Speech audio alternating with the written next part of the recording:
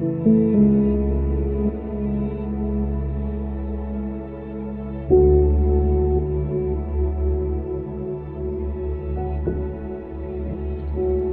paz do Senhor, irmãos, boa noite.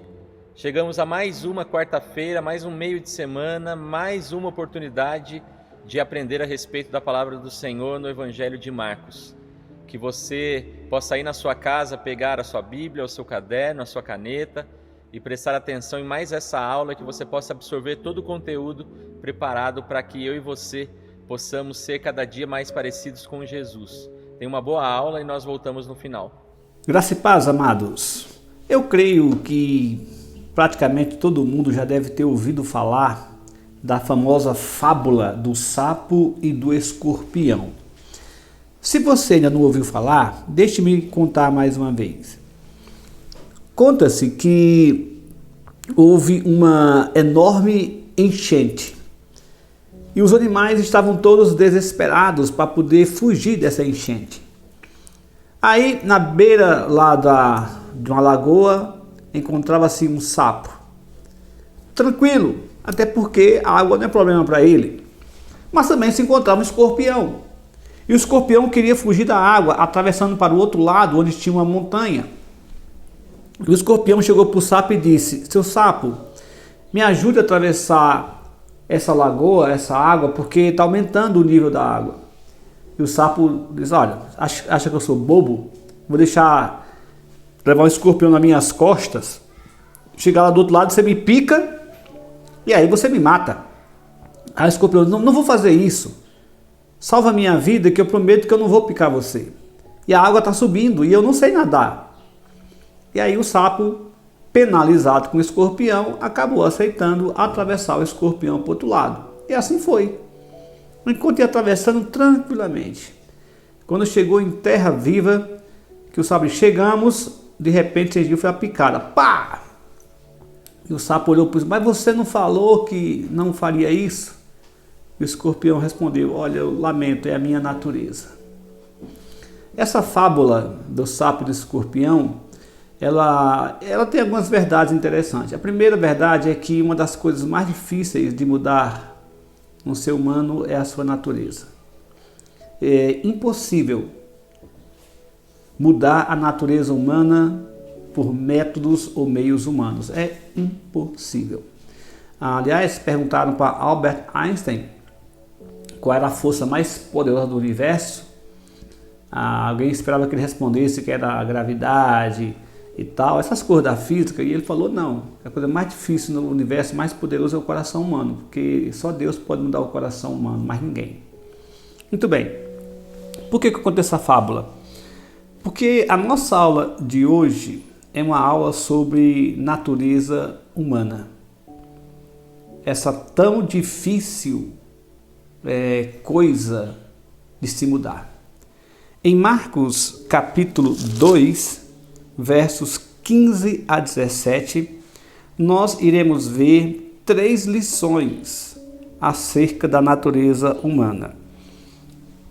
3 lições em Marcos 2, 15 a 17, mas que eu já posso adiantar para você o seguinte: Jesus Cristo, o Filho de Deus, tem poder para mudar o coração dos homens.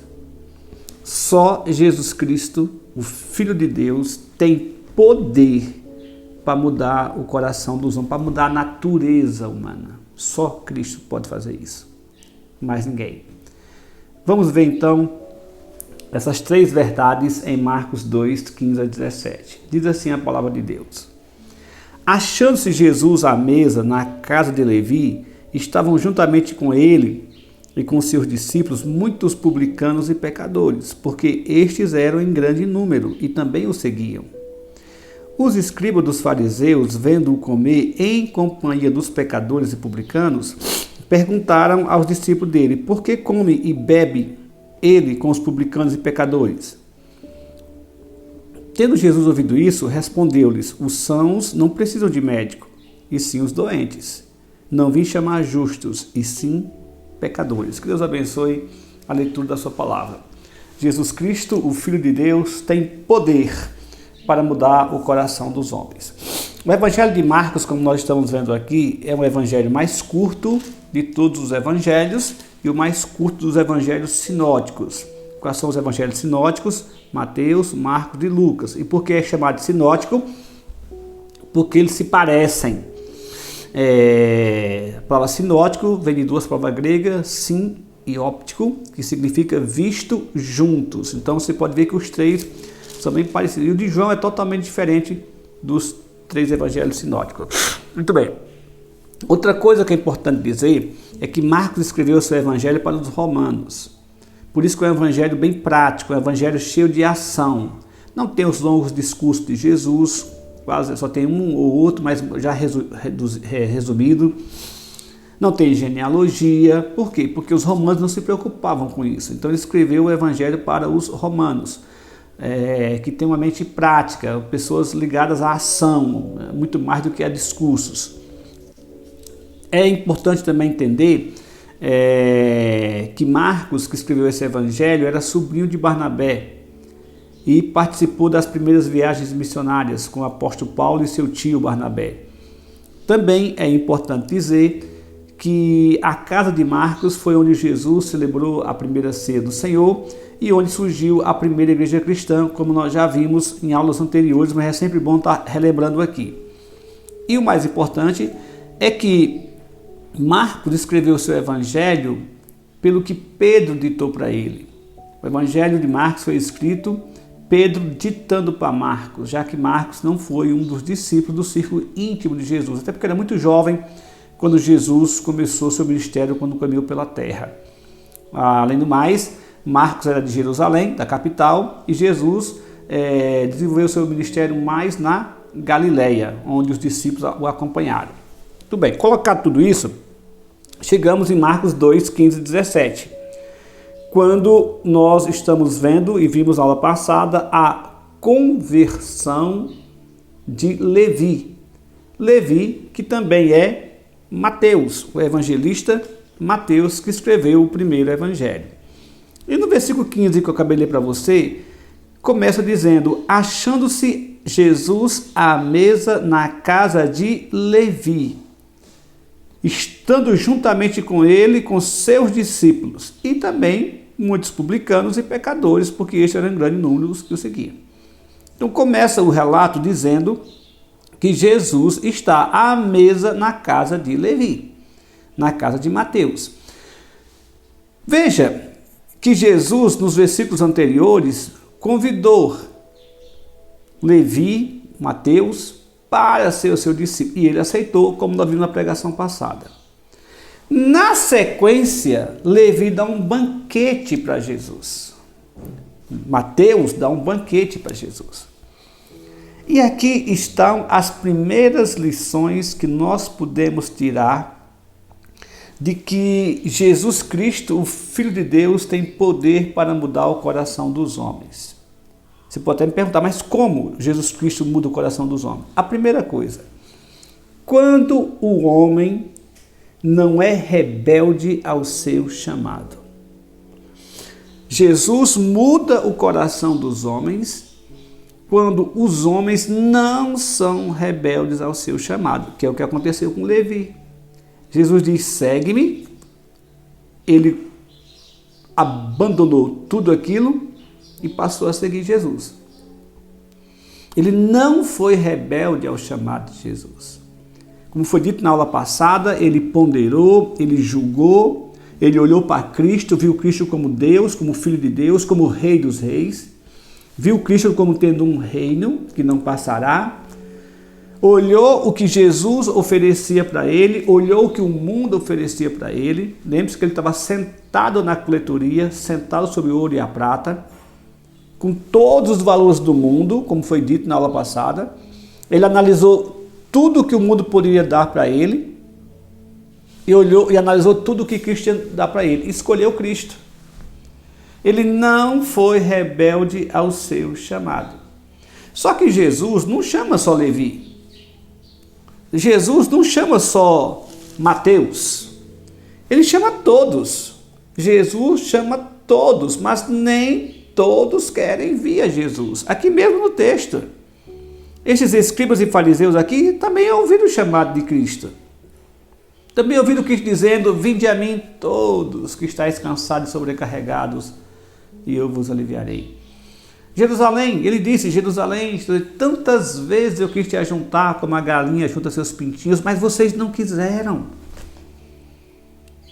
Em outras palavras, Jesus chama todos, mas nem todos querem vir. Porque Jesus respeita a vontade do seu coração. Jesus não é como Satanás. Satanás aprisiona as pessoas, Jesus não. Quem quer seguir Jesus, quem quer ser um discípulo de Cristo, tem que ser de livre e espontânea vontade, porque Deus respeita a sua vontade e a sua decisão.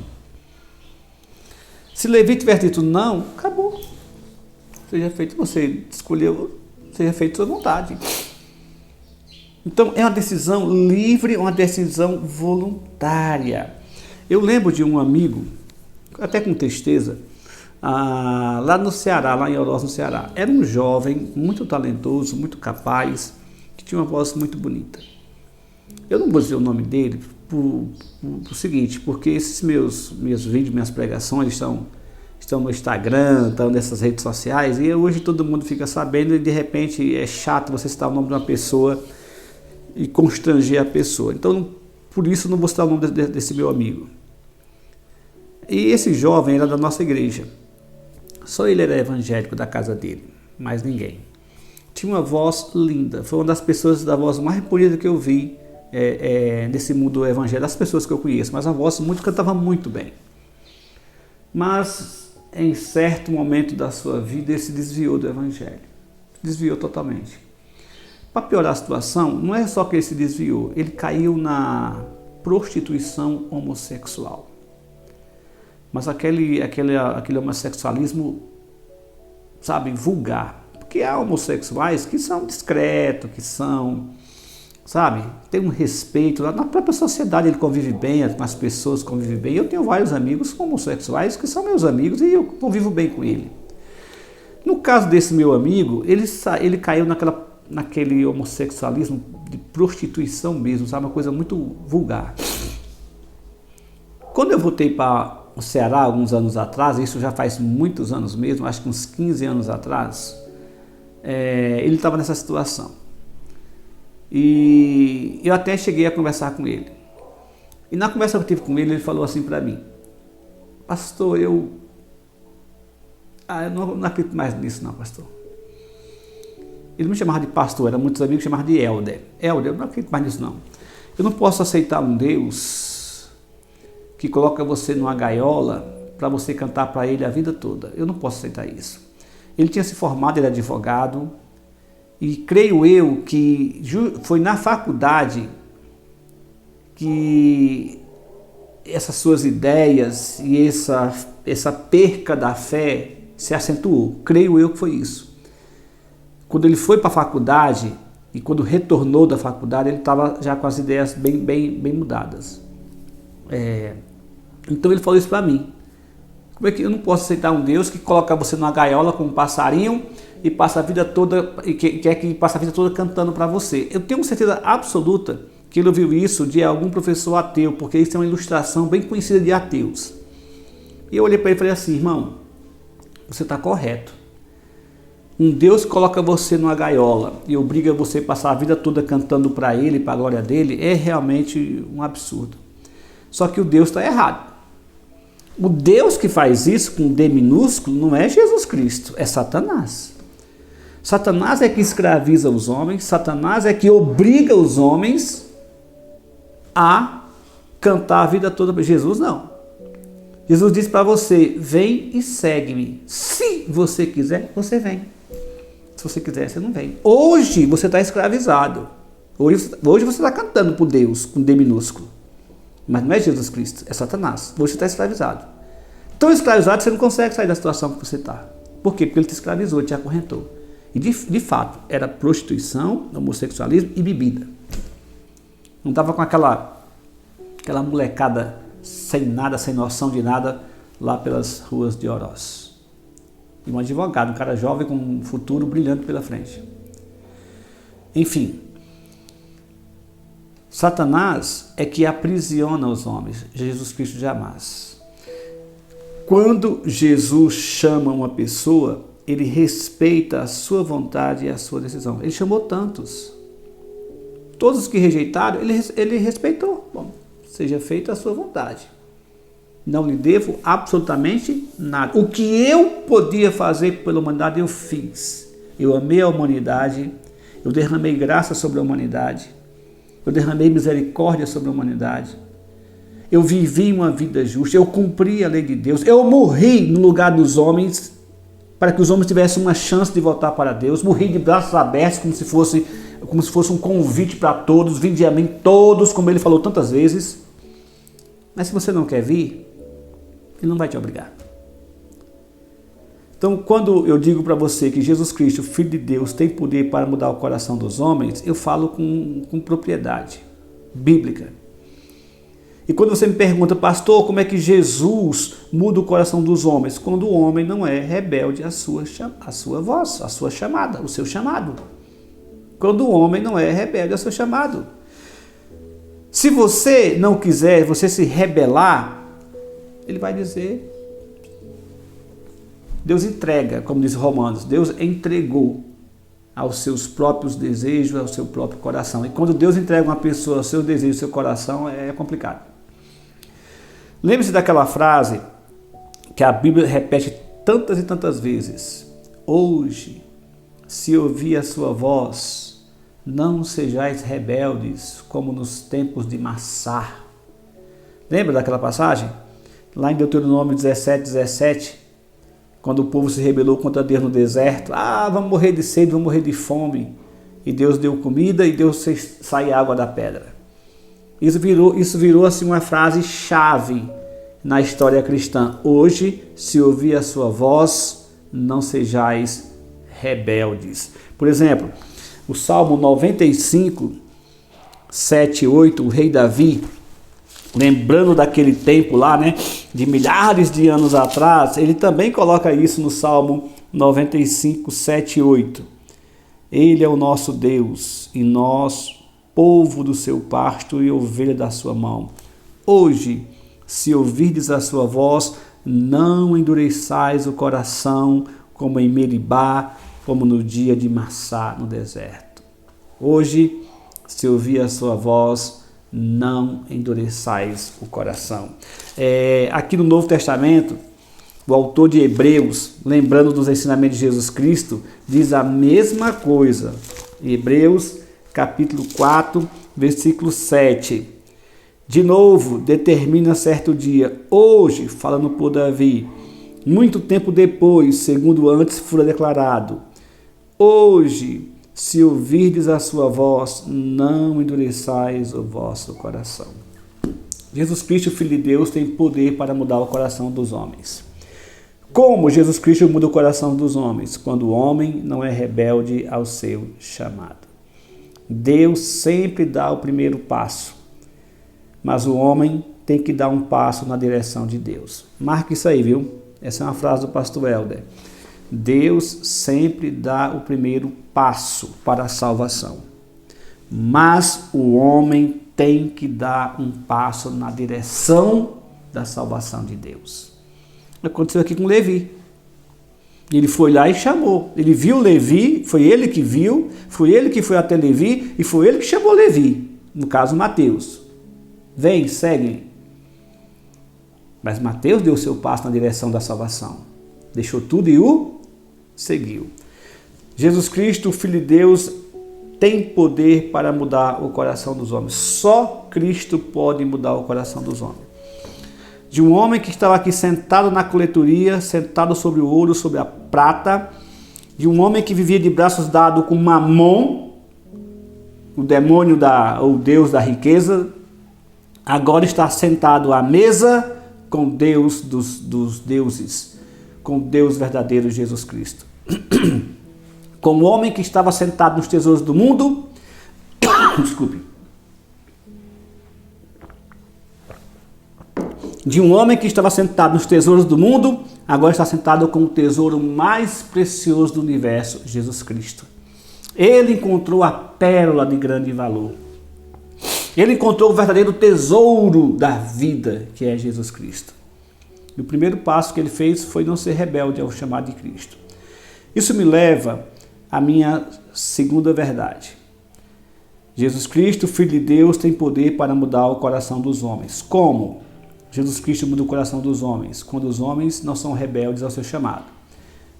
Isso em primeiro lugar. Em segundo lugar, quando o homem permite ser transformado pela palavra de Deus. Ele ouve o chamado de Jesus Cristo, é o primeiro passo. Ele não é rebelde ao chamado de Cristo. Mas em segundo lugar, ele permite ser transformado pela palavra de Deus. Mateus dá um banquete para Jesus. E é tão interessante, irmãos, que se você for no texto paralelo, por exemplo, em Mateus 9, o próprio Mateus 9:10, diz o seguinte: E sucedeu que, estando ele em casa à mesa, muitos publicanos e pecadores vieram e tomaram lugar com Jesus e seus discípulos. Ora, vendo isto, os fariseus perguntaram aos discípulos: Por que come o vosso mestre com publicanos e pecadores? É a mesma passagem aqui de Marcos 2, mas há uma diferença. Aqui em Marcos diz o seguinte: achando-se, Marcos 2,15, né? Achando-se Jesus na casa de Levi. Mas Mateus, quando registra, diz, estando ele em casa, nem sequer coloca seu nome, Mateus. Diz apenas que ele estava em casa no banquete. Se você for para o outro evangelho, que é o evangelho de Lucas, Lucas 5, Lucas registra também esse banquete. Lucas capítulo 5, versículo 29. Então lhe ofereceu Levi um grande banquete em sua casa. Só Mateus não diz que é a casa dele. Por quê? Porque Jesus está transformando Mateus. Ele não busca mais a sua glória, nem no seu próprio evangelho, narrando aquilo que ele fez, ele omitiu o seu nome. Ele omitiu que era a sua casa e que ele tinha dado o banquete para Jesus. Por quê? Porque ele não quer glória para si. Ele aprendeu com Jesus que todo louvor, toda honra, toda glória seja para o Rei dos Reis, o Senhor dos Senhores, para Jesus Cristo. Então, nem o nome dele, ele dizendo, eu dei o banquete, ele coloca. Ele não quer chamar atenção para si, ele não quer glória para si. Jesus é que é o centro, Jesus é que é o alvo. Ele é que tem que ser glorificado. Ele aprendeu com João Batista e com o próprio Cristo que nós não somos merecedores de desatar suas sandálias. Ele dá um banquete para Jesus, nem cita que deu o banquete na sua casa. Isso mostra um homem que está sendo transformado, um homem que está dando lugar à humildade no seu coração, que é o primeiro princípio para a salvação. Bem-aventurados os humildes de espírito, porque deles é o reino dos céus. O orgulho está caindo por terra, a arrogância está caindo por terra, aquele desejo de receber está sendo mudado para o desejo de dar. Mais bem-aventurado aquele que dá do que aquele que recebe. Então os ensinamentos de Cristo, a palavra de Cristo está mudando. Ele está fazendo questão de dar aquele testemunho que eu acabei de falar. Ele achou a pérola de grande valor. Diante de Cristo, o que é que tem valor nesse mundo? Que a gente possa comparar a essa grande pérola? Nada. Qual é a maior bênção da humanidade? Ser filho de Deus. Ser um servo de Cristo, um servo de Deus, no reino de Deus. Qual é a última frase que a humanidade vai ouvir? Servo bom e fiel.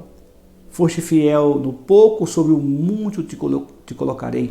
Entra no gozo do teu Senhor. É a última frase que vai ser proclamada nesse universo. Não vai ser um solo de guitarra de rock. Não vai ser a música mais tocada do mundo. Não vai ser o pronunciamento do presidente americano ou de qualquer outro poderoso dessa terra. Não. A última frase do universo é: servo bom e fiel, entra no gozo do teu Senhor. Vinde benditos do meu Pai para o reino que está preparado. Ele ouviu tudo isso. Ele ouviu essa palavra e agora está permitindo ser transformado por esta palavra. Mais do que isso, ele faz questão de convidar os seus amigos. Os seus amigos aqui é descrito como pecadores e publicanos. Mateus era como se fosse um chefe de coletoria e havia outras subcoletorias espalhadas. Eram seus amigos. Uma vez que eles eram odiados pelos judeus, os amigos que Mateus tinha eram publicanos igual a ele, cobradores de imposto igual a ele. Ele convidou. Pecadores aqui provavelmente eram pessoas que não seguiam as tradições. Olha, primeiro só para ser um publicano você já não seguia a tradição judaica ou de alguns grupos judaicos que proibia você fazer alguma coisa para os romanos. Então, pecadores aqui eram pessoas que estavam fora pelos padrões do judaísmo, da lei, da obediência à lei. Eram pessoas proscritas na sociedade, pessoas que estavam, que envergonhavam a fé judaica. Mas eram os amigos que ele tinha. E o que ele faz? Chama os amigos que ele tem e leva para ouvir Jesus Cristo, para ver Jesus Cristo, para ver aquele mestre que ele acabou de aceitar e seguir. Aquele homem que se chamava Filho de Deus, o Messias caminhando pela terra. Em outras palavras, ele dá testemunho. Ele achou a grande pérola e quer repartir com seus amigos. Olha, eu conheci Jesus Cristo, eu aceitei Jesus na minha vida. Venham, eu vou dar um banquete para ele. Eu quero vocês lá, eu quero que vocês conheçam esse homem, que vocês ouçam esse homem. O que esse homem fez na minha vida, pode fazer na de vocês também. Ele convida seus amigos para dar testemunho. Ele deseja a salvação dos seus amigos. E veja que é um contraste, né? Enquanto esses aqui estão interessados em Cristo, em ouvir Cristo, em saber de Cristo, os outros estão murmurando e reclamando. Estão questionando, estão ridicularizando, julgando e julgando errado. Mateus, ele faz questão de dar testemunho da sua salvação e de trazer outras pessoas para conhecer a salvação de Cristo. A multidão seguia, mas seguia sem fé, seguia sem ouvir a voz de Deus. Aí você pode dizer assim, mas como é que ele dá um grande banquete e os escribas e fariseus, no versículo 16, diz, vendo-o comer, como era que é feito isso? As casas na Palestina naquele tempo, eles tinham os murozinhos baixos, geralmente 1 metro de altura de pedra. E era muito comum dar banquetes, nos banquetes havia música e essas coisas todas. E as pessoas assistiam os banquetes, eles não participavam se não fosse convidado, mas podiam assistir. Era quase como se fosse uma quermesse ao ar livre. As pessoas comendo, música tocando e os outros assistindo. E os escribas e fariseus estavam lá assistindo. Por isso eles podiam ver e também podiam falar, reclamar e por aí vai. Enfim, nós temos de um lado pessoas que estão ouvindo Jesus, o chamado de Jesus, e não estão sendo rebeldes. E pessoas que estão ouvindo o chamado de Jesus e com o coração totalmente endurecido, como diz o Salmo lá em Meribá, nos dias de Massá. Mas aqueles que ouviram o chamado de Jesus, eles também estão se permitindo ser transformados pela palavra de Deus. No versículo 13 e 14 nós tínhamos um publicano sentado na coletoria, sentado sobre o ouro, sobre a prata, com tudo que o mundo poderia lhe oferecer de bom. Dos versos 15 e 17 nós temos um homem transformado. Um homem que conheceu Jesus, que aceitou Jesus, que está sendo transformado pela palavra de Jesus. Isso me lembra de uma história que eu vi há muito tempo atrás, de um professor de química, que mandou seus alunos fazer uma experiência. Ele entregou um pedaço de carvão para cada um dos seus alunos e mandou os alunos ir para casa e usar o que pudesse de produto químico para transformar aquele carvão, alvejar aquele carvão, ele ficar branco como a neve. E os alunos tentaram. No outro dia voltaram para a aula, cada um com seu pedaço de carvão, entregaram ao professor. O professor, não tem jeito. Não tem produto químico que consiga mudar a composição do carbono ou do carvão. Aí o professor falou assim, eu sei disso, Mas na realidade o que eu queria dizer para você era o seguinte: assim são os nossos pecados, assim é a nossa natureza, assim são os nossos corações. Nada pode mudar, nenhum produto pode mudar o coração, o espírito, a natureza humana. Só há um produto que muda a natureza humana, o coração do homem: o sangue do Senhor e Salvador Jesus Cristo. Quando nós somos lavados pelo sangue de Cristo, só isso pode mudar a natureza. Está aqui um exemplo, ó.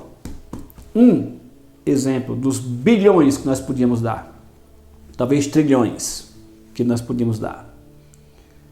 Um homem com a natureza mudada, porque Cristo é o único que pode mudar o coração dos homens. Tudo bem, eu estou afirmando que Jesus Cristo, o Filho de Deus, tem poder para mudar o coração dos homens. Você pode me perguntar como isso acontece. Quando o homem não é rebelde ao seu chamado, é a primeira lição. Em segundo lugar, quando o homem permite ser transformado pela palavra de Deus. Mas em terceiro e último lugar, quando o homem entende que tem uma doença terminal e o único médico que pode curar é Cristo. Em terceiro lugar, quando o homem entende que tem uma doença terminal e o único médico que pode curar é Cristo. Olhe para o texto. Jesus diz aqui, versículo 17. Tendo Jesus ouvido isto, respondeu-lhe: os sãos não precisam de médico, e sim os doentes. Não vim chamar justos, e sim pecadores. Bom, diante das críticas dos fariseus e publicanos, por que o teu mestre come com pecadores e publicanos? Jesus ouviu e Jesus nem deixou ninguém responder. Ele mesmo respondeu: olha, os sãos não precisam de médico. Olha, uma pessoa que não está doente nunca vai procurar um médico, porque não está doente, não está sentindo nada, como é que ele vai procurar um médico? Agora, veja que ele faz um contraste entre os sãos e os justos. Olha, os sãos não precisam de médico, e sim os doentes. Beleza, isso está claro. Não vim chamar justos e sim pecadores. Mas o que tem a ver chamar justos e sim pecadores com os sãos não precisam de médico e sim os doentes? Porque Cristo está dizendo o seguinte: olha, todo mundo tem uma doença.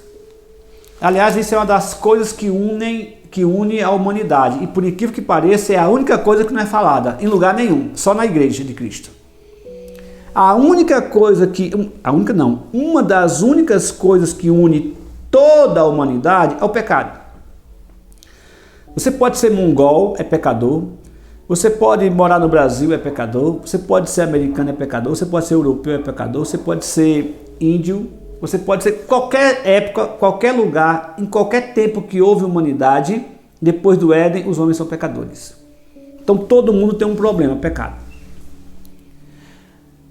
Aqueles que não sentem seus pecados, que não veem seus pecados, entre aspas, Jesus chamou ironicamente de justo.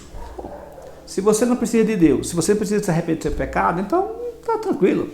Agora, se você tem pecado, se você é pecador, se você faz coisas erradas, você é doente. E é uma doença terminal. Muito pior do que o câncer. Muito pior do que coronavírus, ebola e qualquer outra coisa aí. Porque o câncer, o coronavírus e outras doenças matam o corpo. Pecado não. O pecado mata o corpo e mata a alma. Então os homens têm uma doença terminal, pecado. É por isso que a Bíblia fala claramente que o salário, a recompensa, o final do pecado é a morte. E morte nas 3 esferas. Morte física, morte espiritual e morte eterna. Porque a morte tem 3 características: física, espiritual e eterna. Os homens têm uma doença terminal. E o único médico que pode curar os homens dessa doença terminal é Jesus Cristo. É isso que ele está dizendo com esse pequeno jogo de palavras. Quando o homem entende que tem uma doença terminal e o único médico que pode curar é Cristo, ele tem uma chance Ele tem a única chance de resolver seu problema. Os sãos não precisam de médico, porque os sãos aqui são aquelas pessoas, entre aspas aqui, que ele contrasta com o justo, que se acha que não precisa, que são boas demais diante de Deus, que não tem problema nenhum com Deus, que são tão santas, são tão pessoas tão perfeitas, sem pecados, que Deus está morto de agradecido porque existia eles na terra. Essa é a ideia que os fariseus tinham. Nós somos tão santos, nós somos tão dedicados a Deus, que eu creio que Deus está lá no céu agradecido porque nós existíamos na terra. E até hoje existem pessoas assim. Aliás, a coisa mais difícil de dizer para um pecador é que ele é pecador. A coisa mais difícil de você convencer uma pessoa é de pecado. Só mesmo com o Espírito Santo para fazer isso, porque você não consegue.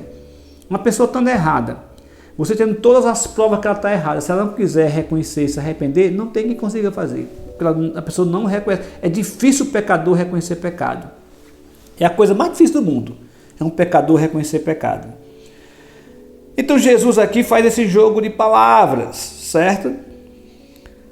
Eu escrevi aqui o seguinte: para ser cristão autêntico, é necessário deixar de ser um justo, hipócrita e condenado e se tornar um pecador arrependido e salvo.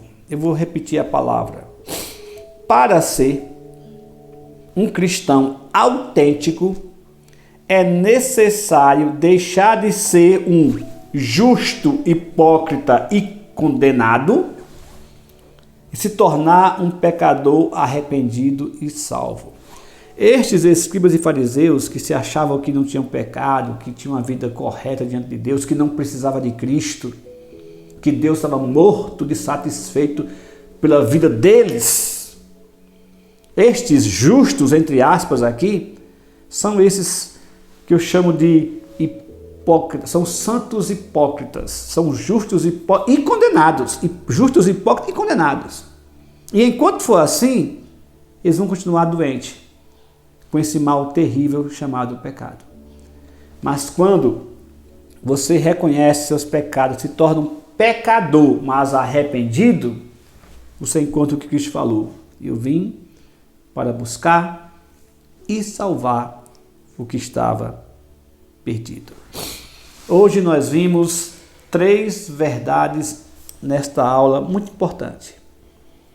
Eu comecei afirmando para vocês que Jesus Cristo, Filho de Deus, tem poder para mudar o coração dos homens. E eu mostrei para vocês 3 maneiras como Jesus Cristo muda o coração dos homens. A primeira maneira é quando o homem não é rebelde ao seu chamado. Ele está chamando todos os homens, como chamou Mateus aqui. E Mateus não foi rebelde ao seu chamado. Abandonou o mundo com todos os seus valores em troca da pérola de grande valor que é Jesus Cristo. Levantou-se e foi seguir a Cristo. Segundo, quando o homem permite ser transformado pela palavra de Deus. Está aqui Levi, servindo a Cristo, dando um banquete a Cristo, glorificando a Cristo, testemunhando de Cristo, convidando pessoas para conhecer Cristo, testemunhando sua salvação, sendo transformado pela palavra de Deus. Em terceiro e último lugar, quando o homem entende que tem uma doença terminal e o único médico que pode curar é Cristo. Mateus se sentiu pecador, sabia que era pecador, sabia que estava em dívida com Deus e viu em Cristo Jesus o único médico que podia curar da sua doença terminal, que era o pecado. E ele foi até esse médico. E esse médico o curou. Esse médico o sarou. Esse médico o salvou. Como eu disse na pregação passada, se Mateus tivesse ficado sentado naquela coletoria, Deus iria respeitar a sua decisão, porque Jesus respeita a decisão do coração dos homens. Mas ninguém saberia que um dia existia um homem chamado Mateus ou Levi. No momento em que Mateus se levantou daquela coletoria e seguiu Jesus Cristo, se tornou um dos homens mais conhecidos do mundo. Quantas pessoas não têm um nome que leva o nome dele? Mateus. Quantas? Escreveu o livro mais lido do mundo, o Evangelho segundo Mateus, o livro mais lido do mundo. mas principalmente, escreveu o seu nome no livro da vida. Escreveu o seu nome na eternidade. É um daqueles que participará com todos os seguidores de Cristo, com todos os seus discípulos, da ressurreição e da vida eterna.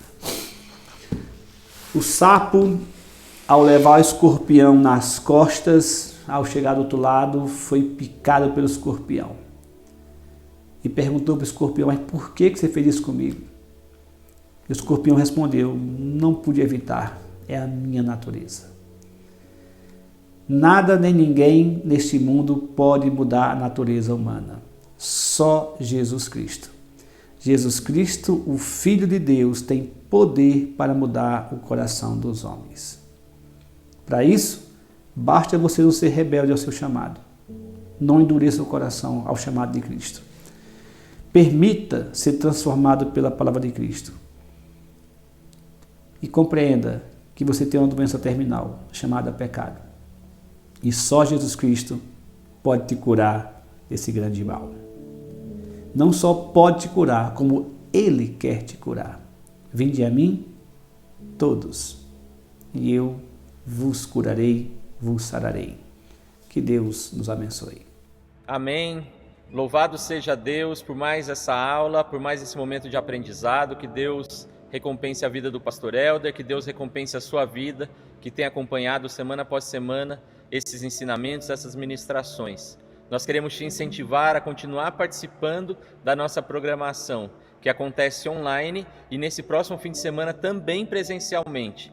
As inscrições para as nossas celebrações de domingo da manhã e da noite já estão abertas. E você pode acessar o nosso aplicativo e ali você pode se inscrever, reservar a sua vaga para participar da nossa ceia memorial, que acontecerá no domingo, às 10 horas da manhã e também às 19 horas. Então, que você possa fazer essa reserva e estar junto conosco aqui presencialmente. Nós estaremos na igreja com todos os protocolos de segurança, como já vínhamos fazendo antes, e você é muito bem-vindo.